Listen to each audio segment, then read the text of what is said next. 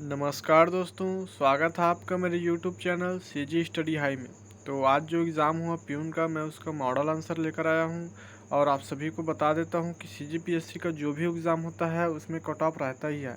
मेरे पास बहुत सारे बच्चों का जो कमेंट आया था वो है कि कट ऑफ है या नहीं, कट ऑफ है या नहीं। तो मैं आपको बता दूँ कि सीजीपीएससी के हर एग्ज़ाम में कट ऑफ होता है, ठीक है।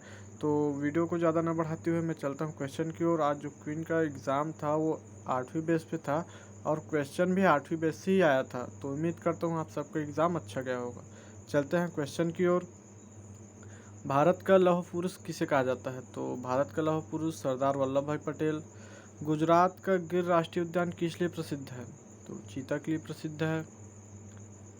अगला क्वेश्चन है, मानव शरीर में कुल कितनी अस्थियां पाई जाती है? तो मानव शरीर में कुल 206 अस्थियां पाई जाती है।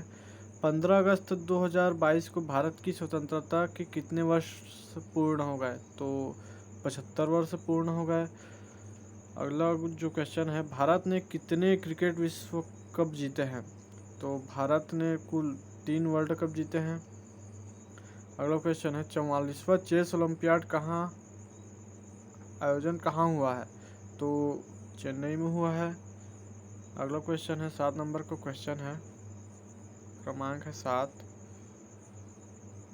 भारत में कमल मंदिर लोटल टेम्पल कहाँ स्थित है? तो चेन्नई में स्थित है। अगला क्वेश्चन है, एक लीप वर्ष में एक वर्ष होता है तो कितने दिन का होता है? 366 दिन का होता है। चूंकि फरवरी में एक दिन बढ़ जाता है इसलिए 366 दिन हो जाता है। अगला क्वेश्चन है, ऑस्कर पुरस्कार किस क्षेत्र में दिया जाता है? तो ऑस्कर पुरस्कार फिल्म के क्षेत्र में दिया जाता है। भारत की सबसे लंबी नदी कौन सी है? तो गंगा नदी है। अगला क्वेश्चन है, सरदार सरोवर डैम किस नदी पर है? तो सरदार सरोवर डैम जो है वो ताप्ती नदी पर है। अगला क्वेश्चन है, जनजातीय समुदाय से आने वाली भारत की वर्तमान राष्ट्रपति श्रीमती द्रौपदी मुर्मू इसके पूर्व किस प्रदेश की राज्यपाल थी? तो झारखंड इसका राइट आंसर हो जाएगा। चलते हैं अगले क्वेश्चन की ओर।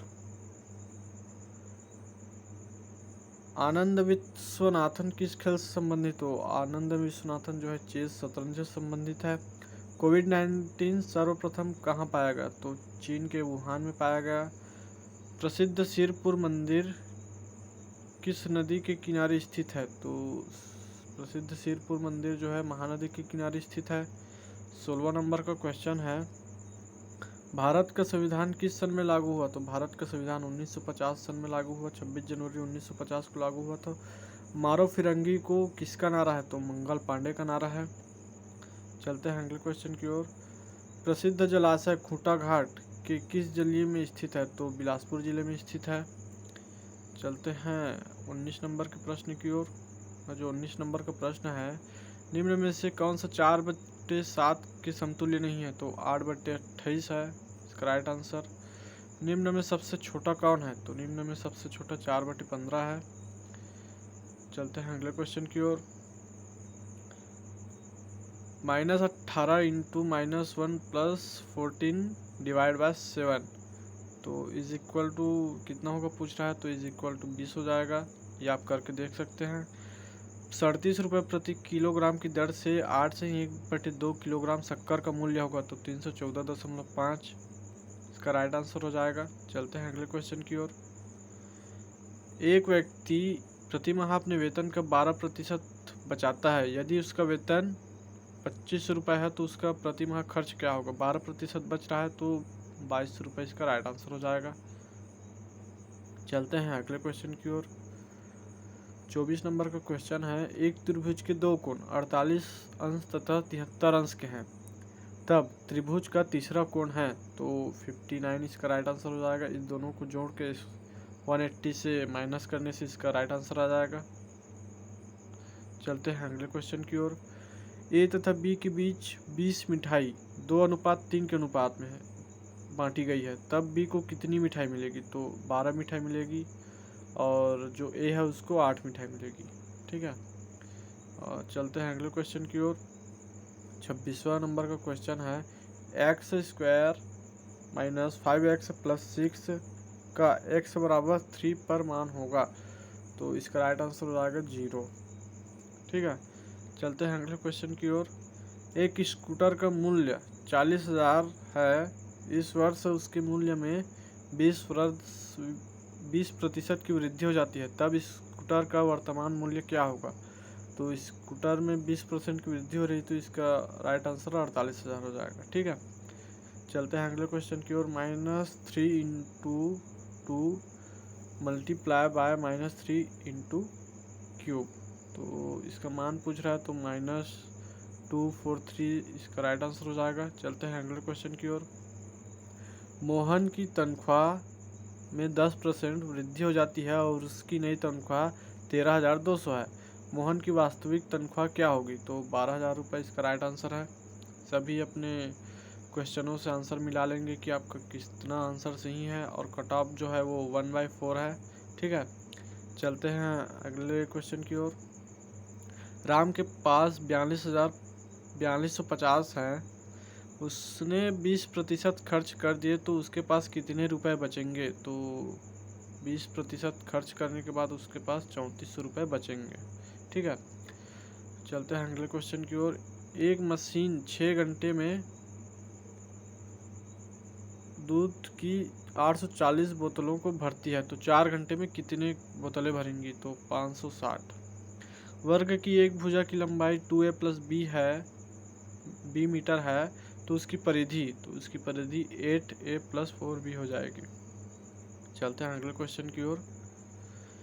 एक ट्रक 20 मिनट में 16 किलोमीटर की दूरी तय करता है, यदि उसकी गति समान है तो वह 4 घंटे में कितनी दूरी तय करेगी? तो इसका राइट आंसर है 192 किलोमीटर।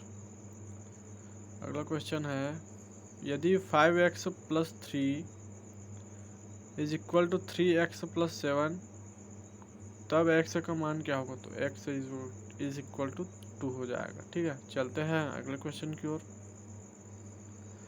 1/2 2 का क्यूब उसका घात 4 का मान क्या होगा? तो इसका राइट आंसर हो जाएगा, इसका राइट आंसर डी हो जाएगा, 1/2 की घात 8। चलते हैं अगले क्वेश्चन की ओर।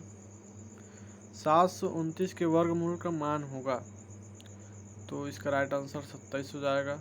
27 जो है 729 का वर्गमूल है। चलते हैं अगले क्वेश्चन की ओर। 3/7 + 5/6 का मान होगा, तो इसका राइट आंसर हो जाएगा 7 × 5 = 35, 6 × 18, तो 8 × 5 = 13, 53/42 इसका राइट आंसर होगा। दो संख्याओं का अंतर 3 तथा इनके वर्गों का अंतर 45 है, इनमें छोटी संख्या, तो इनमें छोटी संख्या क्या है? 6 है। चलते हैं अगले क्वेश्चन की ओर। यदि समुच्चय a = 4, 5, 6, 7, 8 तथा b = 5, 7, 9, 11 है, तब a - b, तो इसका राइट आंसर a हो जाएगा। चलते हैं अगले क्वेश्चन की ओर। 40 नंबर का क्वेश्चन देख लेते हैं। निम्न चित्र में y का मान है, तो x का मान दे रखा 150 अंश, तो y अपना हो जाएगा 30 अंश का। ठीक है, चलते हैं अगले क्वेश्चन की ओर। -3/16 में से क्या जोड़ने पर 11/24 प्राप्त होगा? तो 31/48 इसका राइट आंसर हो जाएगा। चलते हैं अगले क्वेश्चन की ओर। निम्न चित्र में कोण BAC = 90 अंश, AC = 400 मीटर, AB = 300 मीटर, तो BC की लंबाई, यहाँ की जो लंबाई है वो हो जाएगी 500 मीटर। चलते हैं अगले क्वेश्चन की ओर। क्वेश्चन नंबर 43 है, 0.3 का गुणन प्रतिलोम क्या होगा? तो 0.3 का गुणन प्रतिलोम हो जाएगा 3/10। ठीक है, चलते हैं अगले क्वेश्चन की ओर। स्वर और व्यंजनों का वर्गीकरण संबंधित है, तो ध्वनियों से संबंधित स्वर और व्यंजनों का वर्गीकरण। निम्नांकित में से व्यक्तिवाचक संज्ञा है, तो रायपुर क्या है? व्यक्तिवाचक संज्ञा है। चलते हैं अगले क्वेश्चन की ओर। मुझे आम खाना अच्छा लगता है, वाक्य में कर्ता कारक है, तो इसमें कर्ता क्या है? मुझे। स्त्रीलिंग वाचक शब्द सुनिए। स्त्रीलिंग वाचक शब्द क्या है? लज्जा। देखने से ही पता चल रहा है। चलते हैं अगले क्वेश्चन की ओर। निम्नलिखित में से कौन सा एक शब्द अग्नि का पर्याय नहीं है? तो वो हो जाएगा अनिल। अनिल जो है अग्नि का पर्याय नहीं है। ठीक है, चलते हैं अगले क्वेश्चन की ओर। क्वेश्चन नंबर 49 है, पेड़ से पत्ते गिरते हैं में से किस कारक की विभक्ति है? तो अपदान कारक की विभक्ति है। और क्वेश्चन नंबर 50 है, अनिश्चयवाचक सर्वनाम चुनिए। तो कोई इसका राइट आंसर हो जाएगा। चलते हैं अगले क्वेश्चन की ओर। निम्नलिखित शब्दों में से कौन सा एक शब्द बादल का पर्यायवाची है? तो वारिद जो है वो बादल का पर्यायवाची है। क्रमवाचक विशेषण चुनिए। तो दूसरा इसका राइट आंसर हो जाएगा। निम्नलिखित शब्दों में से कौन सा एक भाववाचक संज्ञा है? तो मिठास जो है वो भाववाचक संज्ञा है। निम्नलिखित विलोमार्थी शब्दों के जोड़ों में से कौन सा एक गलत शब्द है? तो गत विगत जो है वो गलत है। ठीक है, चलते हैं अगले क्वेश्चन की ओर। क्वेश्चन नंबर 55 है, निम्नलिखित तत्सम तद्भव के जोड़ों में से कौन सा एक गलत है? तो इसका राइट आंसर हो जाएगा चित्रकार चितेरा। चलते हैं अगले क्वेश्चन की ओर। निम्नलिखित में से कौन सा एक शब्द अशुद्ध है? तो क्या है? अनधिकार जो है अशुद्ध है। निम्नलिखित में से कौन सा एक अव्ययी भाव समास है? तो क्या है? प्रतिदिन क्या है? अव्ययी भाव समास है। चलते हैं अगले क्वेश्चन की ओर। दिन रात जिस समास का उदाहरण है वह है? तो दिन रात क्या है? द्वंद्व समास है। हिंदी भाषा का विकास जिस बोली से हुआ है वह है? तो वह है खड़ी बोली। आदर शब्द से बना विशेषण शब्द है? तो आदरणीय है। चलते हैं अगले क्वेश्चन की ओर। व्यंजन संधि का उदाहरण है?